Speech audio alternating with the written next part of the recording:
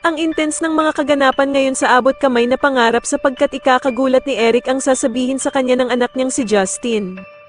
Dito nga dahil sa tulong ni Annalyn ay tuluyan nang lalambot ang puso ni Justin at maawa na nga ito sa ina niyang si Giselle, kaya naman ay mapagdedesisyonan niya ngang hindi na sumama sa ama niyang si Eric pabalik ng US.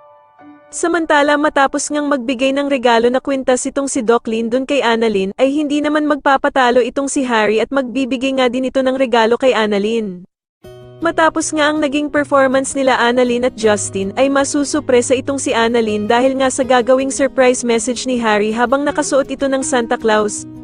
Sa kabilang banda naman ay muli ngang magkakatagpo ang landas nila Doc Robert at Lynette dahil sa pareho silang a-attend sa party ng mga bata.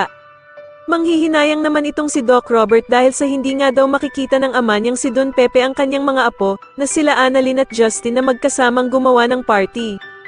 Pero ko-comfort naman siya ni Lynette at sasabihing may pag-asa pa naman daw na makita ni Don Pepe ang kanyang mga apo dahil sa buhay pa naman daw ito. Subalit mukhang nawawalan na nga ng pag-asa itong si Doc Robert at sasagutin niya nga si Lynette na kung paano nga daw kung hindi na daw tuluyang magising ang ama niyang si Don Pepe. Samantala ay ikakabigla naman ni Justin ang pagdating ng ina niyang si Giselle sa party at magagalit pa nga siya kay Annalyn dahil sa kung siya ba daw ang nagpapunta dito. Sasagutin naman siya ni Annalyn na gusto lang naman daw sana niyang magkausap silang dalawang mag-ina. Pero agad namang hihingi ng tawad itong si Giselle sa anak niyang si Justin at aalis na nga lang daw siya.